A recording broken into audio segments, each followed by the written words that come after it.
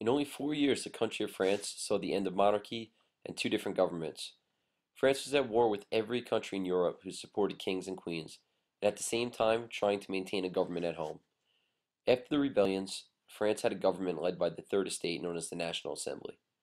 The Paris Commune took over Paris. The National Assembly would become the Convention, and anyone who had ties to the kings or queens or the old order of France would have their head removed by the guillotine. To end the radical killing, a new government called the Five-Man Directory was set up. Napoleon would overthrow this directory and eventually name himself emperor. This is a basic timeline of Napoleon's life from 1769 to 1804. He was born on the island of Corsica, which was an island just outside France, which he eventually would want to unite with the French. When he can't do this, he actually moves to Paris. Some of the important dates in his life: 1793, capturing land from the British. 1795, he crushes rebels opposed to the National Convention. This is what gives him a little bit of fame and helps him find his way into the army. So the French make him commander-in-chief. One of his military campaigns is against the British in Egypt, and this was one of his failures. Okay, he does much better with his wars against Austria. Eventually, in 1799, he's going to overthrow the Directory, which is the government of France, and is going to name himself the first consul. Okay, this is almost like going back to a king, or what he eventually calls himself, an emperor.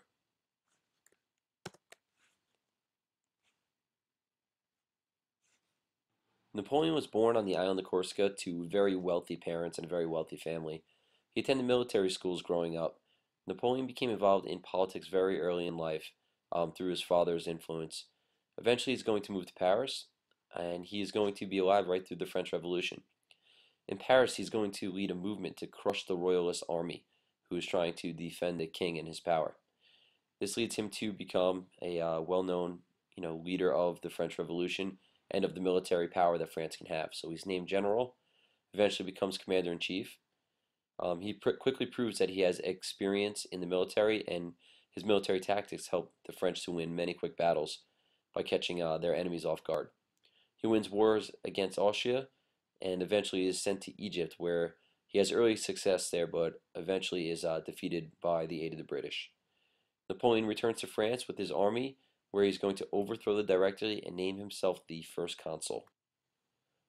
After Napoleon takes over France, he eventually replaces the slogan of liberty, equality, and fraternity with order, security, and efficiency. After 40,000 people were killed in the Reign of Terror, order, security, and efficiency sounded like a very nice thing for the people of France. Napoleon does many things and provides many jobs for people to help restore economic prosperity.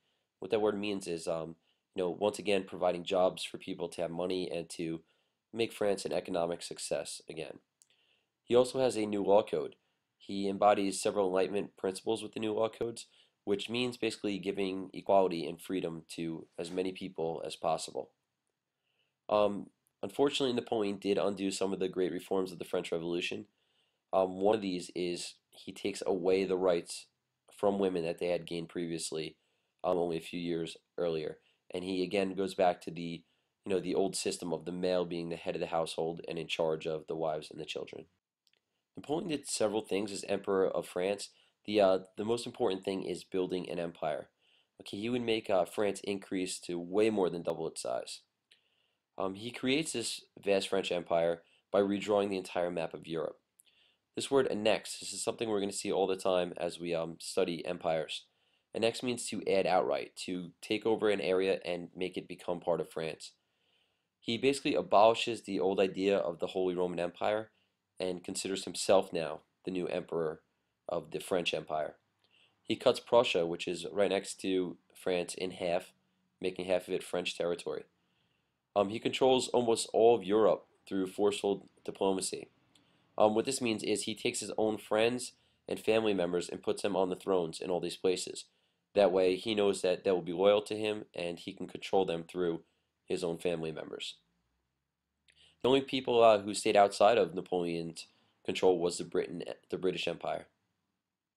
What we have here is a map of Europe in 1812, and we can see the effect of Napoleon's influence here.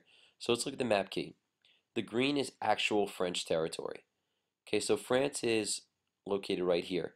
That dark green, the dark green over here, the dark green over here, this is all French territory. Now, Napoleon puts his family in charge of other areas. So basically, you can consider this ruled by Napoleon as well, because they're going to listen to whatever the Emperor Napoleon tells them. So all of Spain is ruled by France now, all of Italy, and the Kingdom of Westphalia up over here. The purple are states under French influence. So all these states are influenced and controlled by Napoleon. They're not necessarily considered exactly French, but they are controlled by Napoleon. The light purple, all of Austria over here, French allies. They're friends of France. So if France is drawn into a battle, has to fight, they are allies. They are going to help the French out. And you can see all the red are battle sites that the French will become involved in. And if you follow the route of Napoleon, it circles all the way up into Russia, it gets to Moscow, and then the French army is forced to return. We'll talk more about that in a second. This chart gives us a quick run through of the causes and effects of the French Revolution. So immediate causes, things that happen really quickly which trigger the revolution. Government debt, there's no money. Okay, poor harvest, this is going to cause people to have, harsh feelings toward the government and quick uprisings. They're angry. Louis XVI doesn't accept the financial reforms that the National Assembly comes up with. And finally, the storming the Bastille. The long-term causes. Why, over the past 100 years did the French Revolution occur? Um, you had kings, monarchs who didn't care about the rest of the country. The third estate. Okay, the majority of the people, but there's a few people who are doing well there that can't represent the whole group. They don't enjoy that the first and second estates have all these privileges that, such as tax rights. Enlightenment ideas are spreading around. People like John Locke are supporting revolutions and writing books about how you should overthrow your king. All right, so what are the immediate effects? The French Revolution happens. What happens right after? Okay, we have new constitutions, the Declaration of Rights of Man. Um, Monarchy is abolished there. The end of Louis XVI. The Reign of Terror, 40,000 people are killed. The long-term effects. What's going to happen to France for the next 100 years because of this? One, Napoleon gains power. This idea of the Napoleonic Code, new laws, new rules. Public school systems are set up. The French conquer many areas throughout Europe and spread this idea of nationalism or pride in your country. So now every single area that the French took over is going to understand these revolutionary ideas. They're going to understand that you should have pride in your country. They're going to understand that maybe revolutions could work out to be successful. And so revolutions will occur all over Europe, not just in France, and all over Latin America. And they've already occurred in the country of the United States. This slide goes over the challenges to Napoleon's empire, the first being the impact of nationalism. The French had all this pride in their country, they want to expand their army, so when they take over new countries, those places also experience nationalism. And what better way to have pride in your country than to try and kick the French out? Okay, so they feel this same spirit of nationalism. This is a challenge to Napoleon. Specifically, there's resistance in Spain. Okay, he did place a member of his family on the throne there, but the Spanish are going to use guerrilla warfare against the French, which is going to be an attempt of quick, very fast attacks against any French armies which are in the area. The war with Austria. Austria is constantly a problem that the French have to deal with. They go to war several times with them. Finally, the biggest mistake of Napoleon, 400,000 of his troops go to war in Russia, and only about 40,000 return. What happened was he pushed too far in and couldn't, his army wasn't ready for the Russian winters. Okay, and as the Russians backed up and burnt towns to the ground, the French were left starving and freezing to death. This picture really shows the failure of the French army in Russia, and you could see how cold the winters and how harsh it was there, and how people are dead on the ground, frozen to death here. Again, he left with 400,000 and came back with about 40,000 men. Okay, this would be the downfall of Napoleon. Napoleon begins to lose his power. These slides go through the downfall of him, and the years that they happen. 1812, he's defeated in Russia. Okay, we said this is the number one reason Napoleon would lose power. After this, Russia, Britain, Austria, and Prussia all form an alliance or work together to defeat France and weaken them. Once they finish this in 1813, Napoleon's defeated. He is forced to leave his throne. He is no longer the Emperor of France, and he's exiled or forced to live on an island in the Mediterranean Sea. In 1815, Napoleon escapes this island and returns to France. He has the idea that he's going to come back to power and return as the Emperor of the French. Unfortunately for Napoleon, British and Prussian forces quickly defeat him at the final battle known as the Battle of Waterloo. Okay, and once again he's forced into exile on an island in the South Atlantic, and eventually he will die there in 1821. Let's quickly talk about the legacy of Napoleon, or some of the biggest impacts that he had on the French, both for good and for bad. Okay, the first being Napoleonic Code. Okay, he sets many new law codes which were part of the Enlightenment into official laws of the French Empire. He creates a centralized state, okay, a country of France with a written constitution. There are elections which are going to expand on the idea of democracy there, even though Napoleon does call himself an emperor. There's more rights to property. There's more education. He sets up schools for the French. Okay. Eventually they will lose some rights promised to them. So that's some of the downfall or bad parts of Napoleon. Okay, on the world stage, he spreads the idea of revolution and nationalism to all these other countries.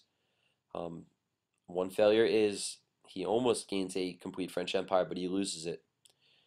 The Holy Roman Empire does come to an end, which will lead to the creation of countries like Germany.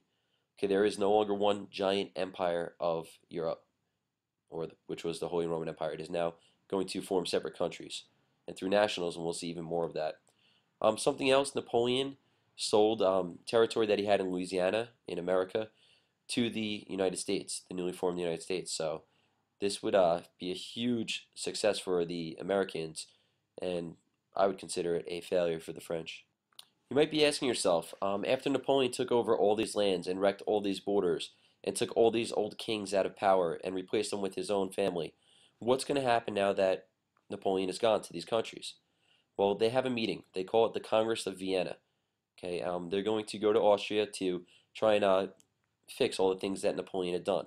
The first thing they say is they want a balance of power, and they want to protect the system of monarchy.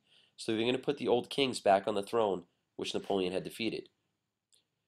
To achieve this goal, they're going to do the following. They all sit down and they redraw the map of Europe. They have to contain the French, make sure the French never rise up again, so they surround them with strong countries. Some of these countries are Austria, Prussia, Russia, Great Britain, okay, the Dutch. They're all going to be around the French here.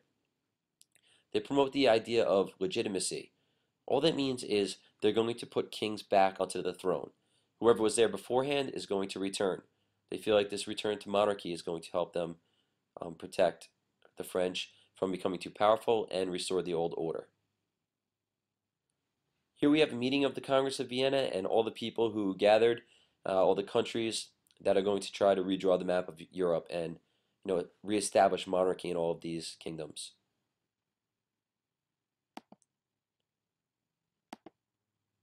Our last slide is a map of Europe after the Congress of Vienna.